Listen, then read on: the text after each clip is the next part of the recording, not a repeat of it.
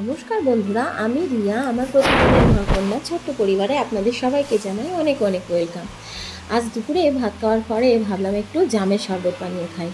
যেহেতু বাজারে এখন প্রচুর পরিমাণে জাম পাওয়া যাচ্ছে, তাই কম বেশি সবারই বাড়িতেই কিন্তু এখন এই জাম ফলটা পাওয়াই যায়। আর অনেকের বাড়িতে তো জামের গাছ আছে, তাদের কথা তো বলতেই হবে না, তাদেরও গাছে এখন প্রচুর পরিমাণে জাম। আর এই জামের কিন্তু প্রচুর উপকারিতা। জাম কিন্তু আমাদের লিভারকে ডিটক্স করতে সাহায্য করে, আর লিভার ডিটক্স হয়ে সুস্থ থাকা মানে কিন্তু আমাদের স্কিনও খুব ভালো থাকা। আর বাড়িতে বাচ্চারা বা অনেক বড় মানুষ আছে, তারা কিন্তু জামকে সচরাচর লবণ মাখিয়ে খেতে চায় না, একটু কোষো ভাব লাগে, কিন্তু এইভাবে শরবত বানিয়ে দিলে কিন্তু সবাই সেটাকে খেতে পছন্দ করবে।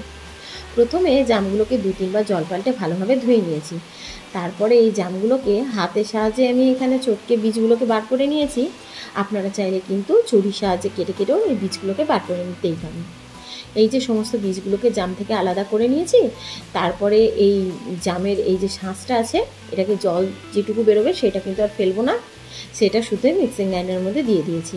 আপনাদের কাছে বাড়িতে যদি পুদিনা পাতা অ্যাভেলেবেল থাকে, তাহলে আপনারা এই শরবতটা বানানোর সময় কিন্তু সামান্য পুদিনা পাতাও দিতে পারেন। আমার কাছে সেই মুহূর্তে অ্যাভেলেবেল ছিল না বলে কিন্তু আমি দিতে পারিনি। এই জামের জুসটা খেতে কিন্তু যেমন অসাধারণ হয়, সেরকম শরীরের জন্য কিন্তু এটা খুব উপকারী। তারপর এর সঙ্গে দিয়ে দিলাম পরিমাণ মতন চিনি। আপনারা যারা একটু বেশি হেলথ কনসাস, তারা কিন্তু এই সাদা চিনিটার বদলে ব্রাউন সুগার দিতে পারেন। দিলাম সামান্য চাট মশলা, তারপর একটু বিট লবণও দিয়ে দিলাম। তারপর এখানে কয়েকটা বরফের টুকরোও দিয়ে দিচ্ছি। তারপরে এই মিক্সির ঢাকনাটা বন্ধ করে নিয়ে এটাকে ভালোভাবে একদম গ্রাইন্ড করে নেবো। তারপরে এই বাটিটার মধ্যে প্রথমে একটা ছাকনা দিয়ে নিয়ে এই জামের যে কাঠটা, সেটাকে ছাকনার সাহায্যে আমি ভালোভাবে ছেঁকে নিয়েছি। যেহেতু আমাদের বাড়ির সবাই একটু ছেঁকে খেতেই পছন্দ করে, তাই আমি এইভাবে ছেঁকে নিয়েছি। আপনারা চাইলে কিন্তু এটাকে না ছেঁকেও খেতে পারেন। এই যে ভালোভাবে হাতার সাহায্যে ঘুরিয়ে ছেঁকে চিপে সমস্ত রসটা বের করে নিয়েছি। তারপর এটাকে একটা গ্লাসের মধ্যে ঢেলে নিয়েছি।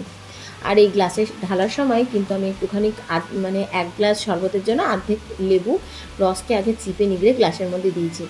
আপনারা চাইলে এই পর্যায়েও খানিকটা পুদিনা পাতাকে কুচিয়ে নিয়ে এই গ্লাসের মধ্যে কিন্তু দিতে পারেন। আমার কাছে ছিল না, আগেই বললাম, সেই কারণে কিন্তু আমি এই জিনিসটা করতে পারিনি। তারপর এখানে কয়েকটা বরফের টুকরোও দিয়ে দিলাম। যারা একটু বেশি ঠান্ডা খেতে পছন্দ করেন, এইভাবে বরফের টুকরো দিয়ে দিতে পারেন। তারপরে এইভাবে এই গ্লাসের মধ্যে সমস্ত জামের শরবতটা দিয়ে দিয়েছি। এইভাবে ঠান্ডা ঠান্ডা জামের শরবত দুপুরবেলায় যদি কেউ পায়, বা একটু মোটামুটি এই বিকেলবেলা 3-4টের দিকে খেতে কিন্তু জাস্ট অসাধারণ লাগে। আর এইভাবে জামের শরবতটা একবার বানিয়ে খেয়ে দেখবেন, খেতে দুর্দান্ত লাগে। আর কেমন লাগলো সেটা কিন্তু জানাতে আমাকে একদম ভুলবেন না।